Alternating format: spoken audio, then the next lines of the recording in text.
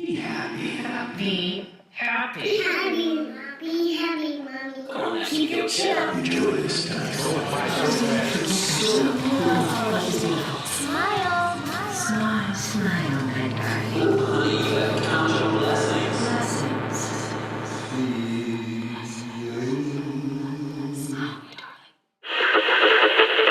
Welcome to Creative Mamas Unplugged. We are your hosts. I'm Cherice Barton. And I'm Shelly Hutchinson. Creative Mamas Unplugged is a podcast where we navigate the hell out of being a creative mom with humor and heart. We will have honest conversations, Hear wise words from fellow badass mamas, and share hilarious stories around motherhood for some much-needed comic relief. Listen, motherhood is the most creative, most difficult job in the world. You are not alone, and you deserve to be happy. Hi, everyone. Today's episode is a little bit different. This podcast has become such a meaningful outlet for us where we feel we can be of some small service. But during challenging times like these, what we are going through in Los Angeles right now has been devastating. And for all Los Angeles, I am with you. This has been one of the hardest weeks of my life. We want to talk about what it means to support each other and create a community during times like this. Seeing all of the parents holding it together for their kids, even as they process their own grief and fear, it just fills my heart. It makes me want to hug every single one of them and cry with them. So today I am joined by my dear friend and fellow creative mama, Lindsey Casey. Lindsey has experienced so much. First with the Woolsey Fire 6 years ago, and now again during this crisis. And together we are sharing our stories, clearing up some misinformation about the fires, and talking about how we are finding strength, joy, and resilience for our kids and our communities during these challenging times.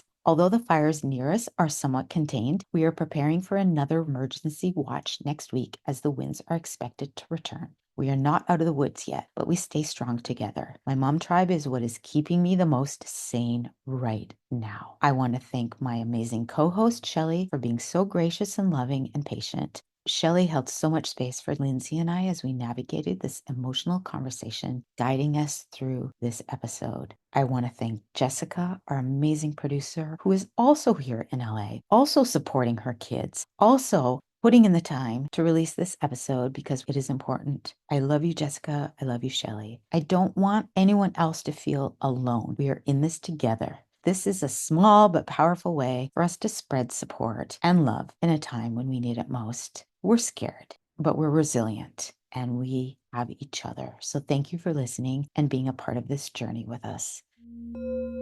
It was my birthday, the day that Los Angeles caught on fire. And so I was getting so many messages, some for my birthday, some for people worrying about the fires, and they kept coming in. And I was so touched. I was just so, but I couldn't respond to everyone. I was also going through the trauma that I was kind of going through.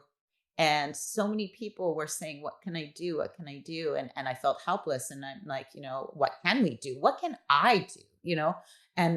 And I was like, obviously we can volunteer. We can help out. Like Lindsey and Kona went to the fire station. What do you need? We can donate money. We can do what we can. But I was really like, what can I do? And for me, even if it's just really small, sharing my stories and sharing my truth, whether you're part of the fires or not, you can always contact me. You can always send me an email. You can always text me or DM me or just be like, I'm having a shit day, or I like, what you shared because it made me feel like, or, I have a funny story to share to you. Community has been my saving grace this past year. And it's been a difficult year. And I have so many good friends too, who aren't moms and who don't identify as female. So many beautiful friends. There's been this huge transformation for me with doing what we're doing. We were without power Tuesday, Wednesday night. I got a call from one of my neighbors. She couldn't get a hold of one of our elderly neighbors. And she was panicking a bit. Luckily she had a spare key, and she went into her place and found her on the floor in her bathroom. She had been there for 24 hours. So there was glass everywhere. There was blood. She was covered in her own urine, bless her heart, and was in completely out of it. So I went in and we helped, clean her up. We helped call the paramedics. We cleaned up the entire place. And then I had to go pick up my daughter at Lindsay's house. And I get into Lindsay's, she goes to give me a hug. And I was like, don't touch me. I'm covered in urine. And she gave me this sweatsuit, and I've been wearing it every single day because it just brings me so much love. Because Lindsay that day too, because we didn't have power and we didn't have hot water, she was like, you need to take a hot shower right now. You need to be in warmth. Do you need anything to eat? What do you need? And so she was another mom who just like really saved me. And so this is my cozy sweatshirt that I wear now. Oh, Thank you. I mean, that's probably one of many stories that you guys have around what the last, now, has it been 2 weeks? Or Oh, what was the first Yeah, no, day the last- reported fire? was it last? I don't even think it's been a full week. Has it been one full week? Was it Tuesday? It was Tuesday of last week that the winds came in and the fire started. And Uh-huh. what day is today? Honestly, our brains. I know. I'm like, what I date? know. Yeah, you need like a calendar in front of you, and that wouldn't even I help. think it's probably been under 2 weeks, maybe, since it all started. And when were you evacuated? So once the fires began and there was reports of the fires, then how quickly did your evacuation take place? Where are you in relation to Palisades and Malibu and all of that? Where we are is it's inland of Malibu. Okay. Most people know where Malibu is. So, you're going up the PCH, you've got Santa Monica, Pacific Palisades, and then Malibu. So we are inland of Malibu. And The Palisades fire was not near us, but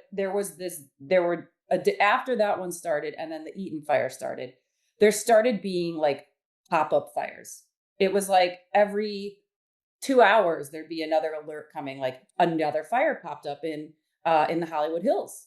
And it was like all of a sudden the winds were so like strong that every fire was just becoming like, oh, evacuate the Hollywood Hills. Then another fire popped up right at another big corridor. Evacuate the corridor from the 405 and the 101. Then it was at the 5 and the 14. Like, so then there's eventually the one pops up right by us. mm-hmm. And that was where it was scary because we all knew the resources were slim. We all knew the Palisades fire was getting all the attention and it had just started rocking their world. And yeah, I'll let you. So that tees up, like we were one of the small pop-up fires this time around. And I think everyone was just on edge. Like there was not a safe spot in the city where you didn't think something's going to pop up and we're going to just get burnt. And our phones were constantly beeping because we all have the Watch Duty app and whatever other apps. And so anytime a new fire would come up or anytime there was an evacuation notice or there was a warning that you might be evacuated, you would get these like notifications on your phone. So we were dealing with no power. And where I am, the cell phone towers, a lot of them had gone down. So I wasn't getting cell reception. Every once in a while, I would get a call. Every once in a while, a text would go through, but it was very scary and unnerving because I was afraid I wasn't getting all of the Watch Duty notifications. So my neighbor, bless his heart, came up to me so let's say this is now fires started Tuesday, Wednesday was when they were raging. Now we're into Thursday, no power, winds, pop-up fires everywhere. We find out that there's the Kenneth fire, which is very close to us. Like I'm on the edge of that area. So we were keeping an eye on it. And my neighbor, was like, do you need any ice? If you want, Vaughn's has got a generator. You can go and get food there if you want. And so I had been slowly packing things up, going through my emergency bag. My emergency bag that I last packed was probably from 4 years ago. So of course I open it up and it's all like things for like little kids, right? Like their little outfits and their little, toys. And so I was like, okay, I'm going to start repacking all of this. I'm going to get more, supplies. We need the candles, the batteries, the whole shebang. So at one point I said to my neighbor, I'm going to leave the girls and the dogs here. I'm going to run out for like an hour. Is that cool? They're safe at home. Just let me know if anything happens. He said, yes. I ran out. I'm on my way coming back. And I see this gigantic plume of like gray smoke, just like huge.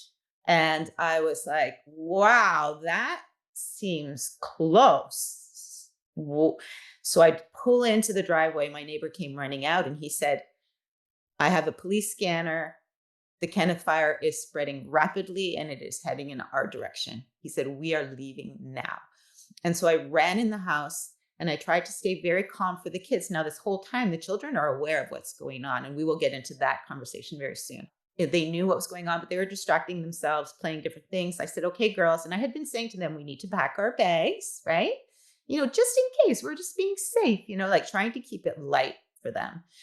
But at that point, I was like quite panicked. And I was like, okay, girls, we're going to be leaving soon. And then they look at me and I was like, just to be safe, okay? But we really need to pack the bags in the car right now. So I need you to pay attention to me. And please, please pack your bags. You know what to do. Please pack your bags now. Mommy needs you to do it now. Like immediately they burst into tears, screaming, crying. I don't want my house to burn down. Like it was just like terrified. One of my kids was so worried about the pets. What about the pet? And I said, okay, your job is to find a shoebox to put your hamster in. She said, I'm going to poke holes in the top. And I was like, okay, do that quickly. Let's do everything as quickly as we can and stay calm. It was very stressful. They were absolutely traumatized. And so I start loading the car. My phone is screaming evacuation notice, which made the kids wail even harder because as soon as they heard that notice, they were like in hysterics. And, my eldest was standing by the door screaming at me, we have to go now. We have to go now. And I was looking around, making sure that we didn't forget anything, right? So we loaded up. And at that point, we had our neighbor's dog because she was in the hospital. So I pack up the 2 dogs, the hamster, the bearded dragon, the bags, as much things as I thought I could put together at the time. And we got in the car and I said to my neighbor, where are you going? He said, I'm heading north. So we just start driving north, right? And then in the meantime, my kids were like, so I start making jokes and start like trying to make it fun for them while I'm like dying inside because I was like, oh my God, and calmed them down and they were okay. One of them, said to me, Mommy, if our house burns down, sorry, my voice is shaking. My nerves have been bad. If our house burns down, I still want to live there. Okay. And I was like, okay. She said, it could look different, but I still want to be there. And I was like, okay, baby, of course, And then as we're going, when we arrive, and so I'm driving forward, I see, there's a fair amount of traffic, but it wasn't terrible. And I was like, where are we going to go? And luckily I have these beautiful friends in Ventura. And so I gave Greg a call and I said, listen, we were just evacuated. He said, come on over here. He said, we have an RV. You guys can sleep in the RV. You can use the main house. And so when we got there, I started to unpack our bags and I saw that my youngest had packed her emergency bag full of stuffed animals. There was no toy. There was no clothes. There was nothing. It was just full of stuffed animals. And that was when I like broke down. Of course, I didn't let the kids see that happen, but it was just, yeah. So that's sort of my evacuation story. Lindsey has a different one. She's in a different area, but she was also here during the Woolsey Fire. When was the Woolsey Fire? 6 years ago, Okay. November. So this is January. Fire season's supposed to be over. Like we When thought. is fire season? It's typically like November, December. That's when like the big California, the Thomas, the camp. 2.5 months ago, there was a mountain fire that happened in Camarillo in my in-laws neighborhood. No one even heard of that. So the Woolsey Fire came right to our door, like right where this was 6 years ago. We had been in the house for a few years and we live up against this gorgeous mountain. And I had never really understood the whole fire thing. It was never, actually I did because we lived in Hollywood and the hills would go on fire occasionally and you would think they're coming to you and they put them out immediately. But the Woolsey Fire 6 years ago broke out as a smaller fire. The winds were so strong that I left work. I saw a plume of smoke. I had an hour drive in front of me and I had to pick my daughter up from school. The school was like, the evacuation alerts were not as strong back then. We didn't have the Watch Duty app. The Woolsey Fire popped up in Simi Valley, blew to Oak Park where we live, then went straight to the ocean through Malibu. And I had 2 friends who lost homes in that fire that have recently rebuilt. And their houses like were rebuilt within the last year or 2. It's taken like 4 years. If you're in Malibu to rebuild, there are like permits galore. Both of them rebuilt on their existing lots, but I got to kind of see the rebuild journey through them. And it's the minute this fire broke out, this fire event, it was like PTSD all over again.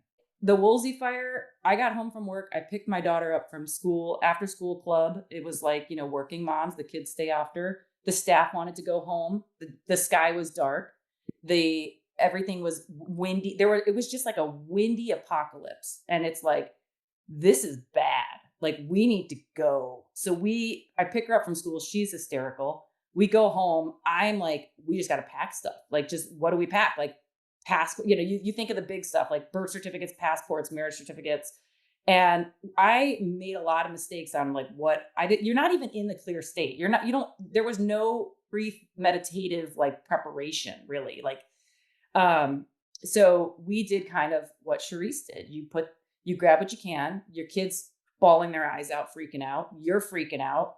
And you pack the suitcases and you drive to the freeway and you're like, which way do we go?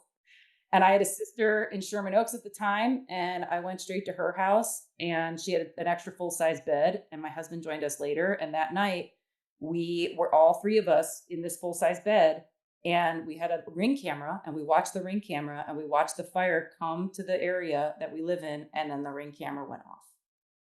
And then my neighbor's Ring camera that points at our house was like, the fire's behind your house, and here's the shot I have. And I'm like, okay, the house is gone. Like, we're gone. There were 4 hours in the middle of the night where we were like, we'll rebuild, right? That's what you think. You think, I've got my kid next to me. We're all safe. We've got a suitcase full of stuff and our cars are here. And then the next morning, our neighbors, we finally got in touch with them because all the phones are down. Nothing, you can't communicate. Eventually, we didn't know. We left early because I had that fight or flight feeling that this is bad and we got to go. And the people around us were like, we've lived here for 40 years. It hasn't burned. We're fine. Well, when it came 10 p.m. that night and that fire rolled right up, everyone evacuated and they got stuck on the road. And then the roads were burning. And that's when people start to leave their cars and burn. And it's like, we just saw this happen. So we've seen it before. Like, you have to follow that motherly intuition of like, get out when you think you need to get out. Don't wait for someone to tell you to go. So this whole event was really like a flashback to that and of how bad it can be, how fast it can spread. And luckily they put out that Kenneth fire by us so quickly. But this time around, what was so interesting for me and why I was able to be here for Cherice was after the Woolsey Fire and we came home and our house was standing and everything around us was burnt. And it was like, my daughter woke up every morning for like a year and a half and was like, good morning, Mom. Oh, I love this squishy and this lovey. Next time we evacuate, can we take this? Oh, I love your necklace. When we evacuate next time, let's take this. Like, everything in our life had to be something like, is this worthy to take with you if you lose it all? Or do we leave this behind?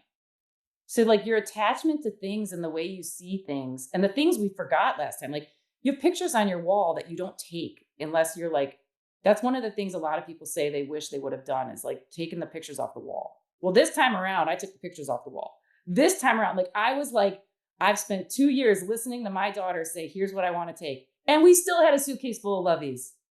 We had all of our loveys and my husband was like, why are we packing loveys? I'm like, because this matters. If we have to start over, she needs those loveys. Like, she needs those friendship necklaces. She needs the jar that says Kona's car fund so that one day when she's 16, like, there's like $20 and $1 bills, but that jar is like symbolic of her future. Like, all these things that matter to your kids. And like, there was a set of golf clubs that she got that our grandparents gave to her, and she hasn't really used them yet. And my husband's like, why are you packing the golf clubs? I'm like, because they matter. Like, don't question. And then you get snippy, right? Like, don't take anything out of the car, put stuff in the car. Like, Pack it. You know? Yeah. It's interesting that you're saying, because most of the time we think about like you had said, like take the things that you need, or take the things that are like pictures, things that are important to you, memorabilia, like important things personally. But that perspective of your daughters and yours, where you're saying we need to take some things that we are going to need if we start over.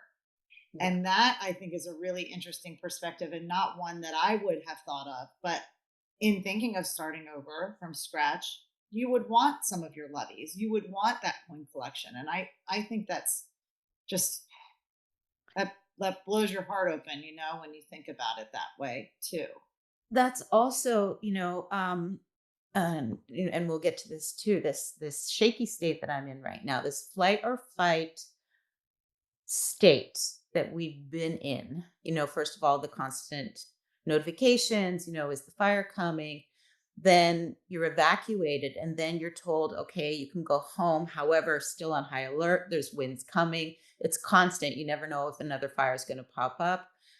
There's two different kinds of stress when it comes to evacuation. There's one where you're like, you have no choice but to just grab as fast as you can the most important things. Then there's another stress that comes with, we don't know when these fires are going to end. These winds are coming in a few days, blah, blah, blah. So then you start thinking, okay, if I were to be evacuated, what do I need to bring?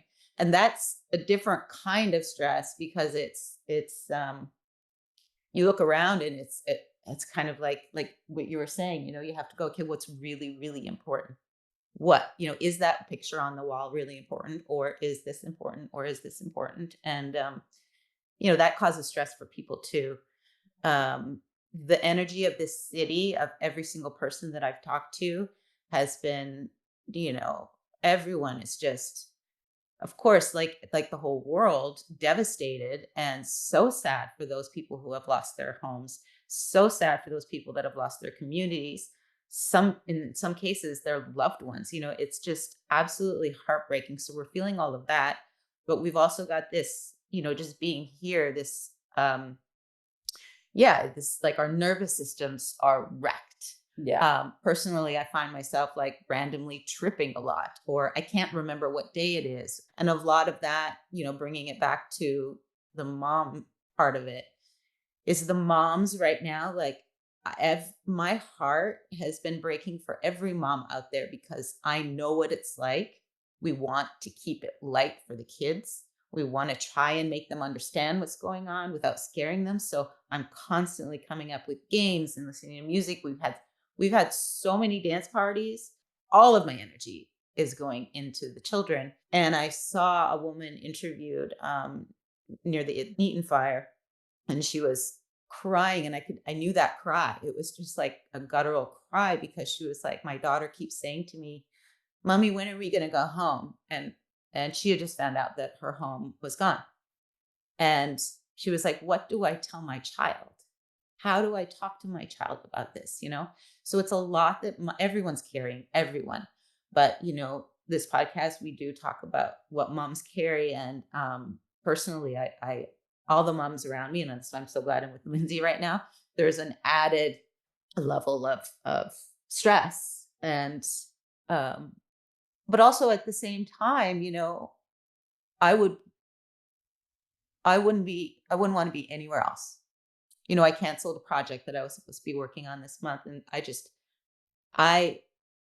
my babies are my everything right now, and I will do anything and everything, no matter how exhausted I am, and I'm exhausted, to make their lives feel okay. And thank God they're back in school.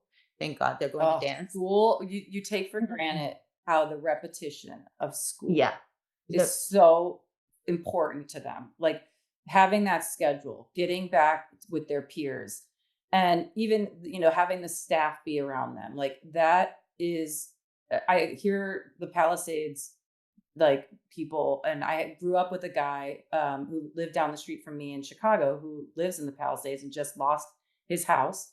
He's been in the news lately, and he had 2 little kids. And he said, I lived 3 doors down from the fire station, and we lost our house. We lost our kids' dance school. We lost our kids' elementary school. We lost our parks. Everything that has ever, no one showed up. He was really upset about that. And that whole community, everything that means something to these kiddos is gone. And you have to put them back into some type of school, some type of structure. Like how that challenge right now, I think every mom in this city feels that. For the high schoolers that all just lost Palisades High School, that Eaton fire was like, both of them, every attention's going to Palisades, but the Eaton fire really is like so heartbreaking. And we are really blessed to have this community and these schools open, and our dance school, everyone's hearts are just open. People are driving nice. I hope it lasts. Yeah, we need the kids need some kind of structure and for their nervous systems, because they are traumatized. My daughter, we were taking a dance photo for her audition. She's doing an audition for the Joffrey Ballet. And we went to our little gym that has a little dance studio in it. And she was posing in an arabesque for the photo, and the fan came on in the gym. And she immediately panicked and was like, "Is that the wind?" Like, it's like they're traumatized. 2 nights ago, we heard a helicopter overhead, and we've heard helicopters, like they're going all day long. You look outside and you're like, oh, the firefighters, they're sucking water, they're dropping water. The DC-10, you'll see it on TV, it'll drop fire retardant, and then you'll go outside and there he is circling around our house. Like, so it's like live fire action. And I hear this helicopter 2 nights ago, and it is overhead and it's circling and it's circling. And I'm like, why is he circling? And I go out there and he's low. He's like right above our house. And there's a spotlight right behind our house on the hill. And I think, and it's all dried tinder, right? I'm like, arsonist. He's looking for an arsonist. There are people out there lighting these fires right now. That's like what they're finding. These weirdos are out there. And okay, so that's like legit, because over here we're hearing it and we're hearing like, well, that's not, we're hearing like mixed. Like it's the power company, or it's an arsonist, or it's power. Okay. So it's a combination. There's people out there lighting fires on the streets. Like yesterday on a mall, there was a mall in Sherman Oaks that right off the 101. Some dude just started a fire. Like my friend shot a video of them putting out the fire. Like people are like, I like the smell of leaves. Like every psycho weirdo that isn't getting any type of mental health or medication right now is like, this is their moment, right? So we go out there and I'm like waiting for the app to set up. Like, what is this? What is he doing up there? What's this chopper doing? And it said aerial rescue. There's a carabiner, you can say. And I was like, okay, it's a hiking trail up there. So people can access it. And they plucked someone who was hurt out of the mountain and they flew him over to the EMT station, which is down there. Like the whole rescue world here is like so major. Like there are when you go to the beach, you'll watch the Coast Guard do drop rescues. Here in the mountains, they do aerial rescues all the time. So a couple doors down is a retired chief of the fire department, and his son is on the fire department. So a lot of times they'll wave to the helicopters, like they know search and rescue is a big thing. One of our kids' friends' dads is on the team. So, when people hear a helicopter overhead right now, they're freaking out. I was freaking out. And then my alert starts popping up from everyone in the neighborhood. Oh my God, a helicopter just landed at a major intersection right in town. What's happening? And I was like, don't worry, everyone. They just rescued a hiker off of the hill behind my house. They're probably taking him to the EMT for transport. We're good. But like, that's the level of everyone's on high alert. You see someone walking, lighting something on fire in the trash bin. Like one of the dads, like zip tied this guy and did a citizen's arrest. He's like, I'm citizen's arresting you. And then the article comes out and they're like, this is our daughter's basketball coach. He is an actor in crime shows. He knows how to do arrests because he had to train with cops. And he took his acting and his like fitness from the basketball court. And he like arrested this dude who was sparking fires. Like, and they caught it all on camera. I mean, it's like half Hollywood, half like rescue response 911. Yeah. Like these people really know how to do shit because they're like trained in it for their job. Right. Like even if you don't know how to do shit, you've learned how to pretend how to do shit, you're doing shit right now. You're doing it. You're doing it.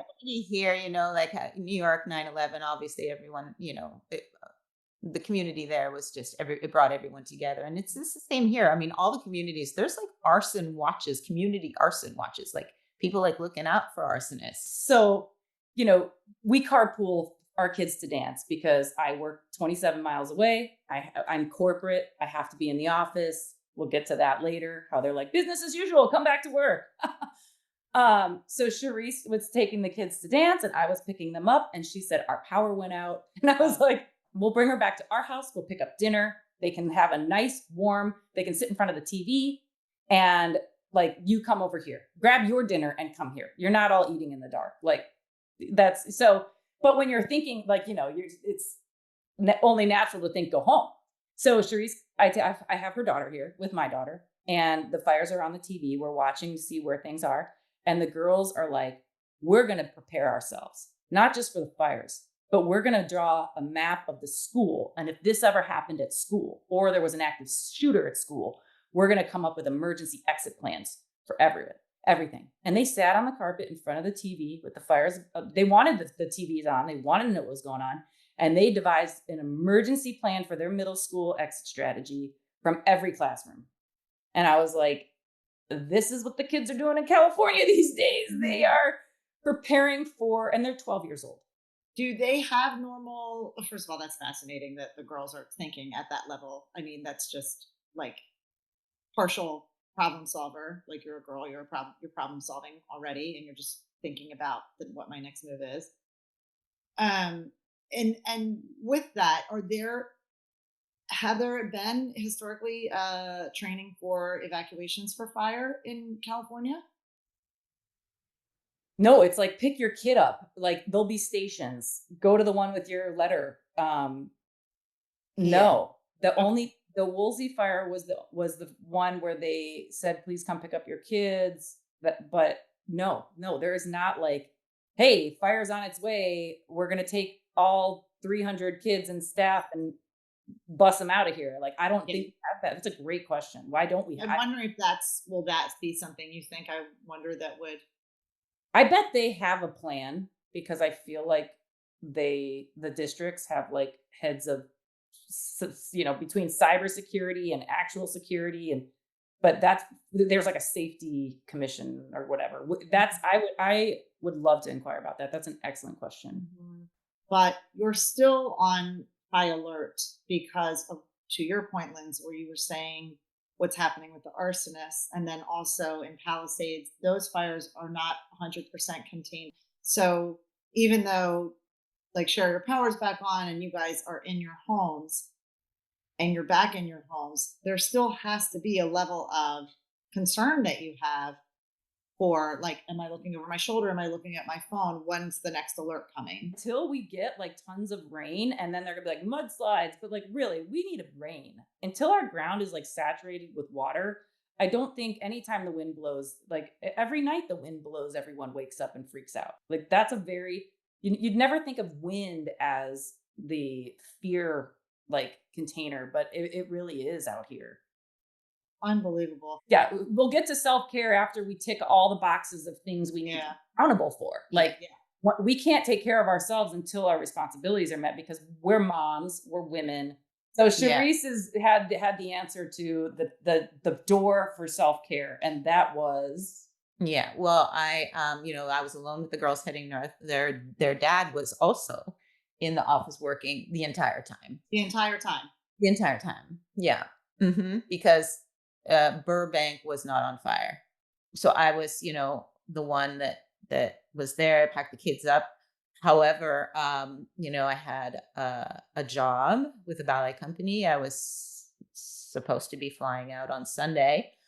So we were in Ventura, and in my mind, the only thing that kept me sane was, okay, just one hour at a time. Like, not even one day at a time, 1 hour at a time.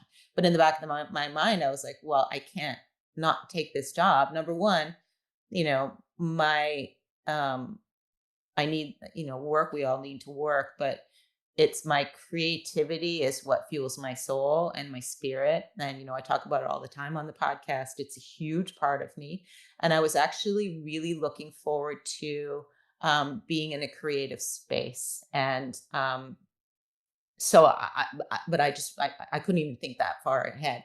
Then as I was creeping towards the actual date, I started to feel this enormous stress. Like, I can't abandon my family. Like, what? I can't, but I couldn't even go there. Yeah. And then on Friday, I received the most beautiful text from the director just saying, "We are so devastated and we are so sorry to hear what you're going through right now. I wanted you to know that if you need to postpone this project, that is absolutely fine." And I immediately started to cry. That was the first time I cried, aside from like seeing the stuffies in my child's bag, because I felt this huge amount of support. And I was like, this is all we need right now, is that kind of that level of support. Like, I get it. I get what. Flexibility, like we're going to be flexible with you because we understand that. Yeah, and when I spoke with them on the phone, it wasn't like, "Sorry, this didn't work out." It was, "Don't worry, we've got it covered on this end. I have a contingency plan. We're going to let our donors know, and we will work with you next season. Let's just push it to next season." Like, I was like so happy to hear this for Cherice. Like, this was like so, because I know how much she wanted this job, like wanted to go to this job, how she was thinking about this job, how the time, the pressure where she was like, I'm flying out on Sunday. Like, I had her kids' schedules while she was out of town. And so when she told me that the job was postponed, she doesn't have to go out of town. She can stay with her kids, wait till the lights come back on in her place. And I was like, that's what you needed. We live in our creative jobs, we think about them, we manifest them, our time is on email. I have hundreds of emails a day, right? I may have my child next to me, but my mind is in the work, and she respects that now. I can be online and support the company. I can support my staff and my team. I can support my bosses and make sure that none of my projects fall through. Such integrity, man. I mean, that you just said it, to keep your performance high, and the fact that you want to be able to deliver and do a good job. There were years that I went through a lot of grief counseling, and I had this incredible Hawaiian therapist. And she said, when you have this kind of energy, she kept using the word, you need to discharge. And I'm like, that's such a nasty word. I don't like the word discharge. But to her point, she just kept saying, there are ways to let that energy out in a healthy way. You can't stuff it down. She goes, singing, dancing, walking, exercising. I go on my walks in the canyons and I yell and I let it all out, because that is like, you force the discharge, force in a healthy way. I actually was inspired by Lindsey. So, with Erica, when we spoke with Erica, Shannon Hathaway, and she said moving is winning, and so I've been trying to dance.